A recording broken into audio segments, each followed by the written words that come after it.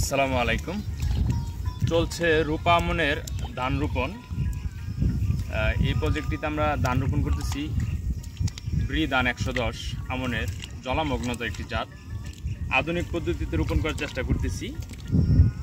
আমনের জন্য রূপা আমনের জন্য ইনব্রিড জাতের সকল জাতের বয়সের চারার বয়স 20 থেকে 25 দিন হওয়া ভালো। যদি 20 থেকে 25 দিনের আমরা চারা রোপণ করতে পারি তাহলে অধিক কুশি দিবে এবং ফলন ভালো হবে।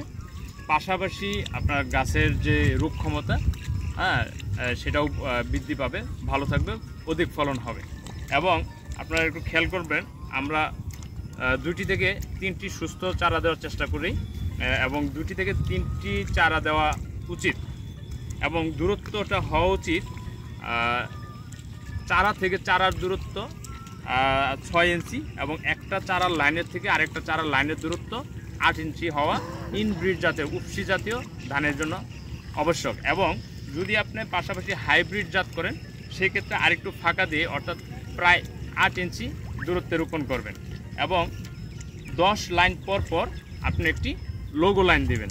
এটি লোগো লাইন দেওয়ার বৈজ্ঞানিক পদ্ধতি হলো, আপনি আলো বাতাস চলাচল করবে, আপনি বিষ কীটনাশক দেওয়ার ক্ষেত্রে এটা অনেক সাহায্য করবে, আপনি এই দিক দিয়ে চলাচল করতে পারবেন। এবং এটাতে যেটাকে বলা হয় যে আলোক সংশ্লেষণের যে বিষয়টা, আলো পড়লে আপনার ফলন ভালো হবে। তো সবাই আধুনিক পদ্ধতিতে ধান রোপণ করুন, অধিক ফলন গড়ে তুলুন। ধন্যবাদ। আসসালামু আলাইকুম।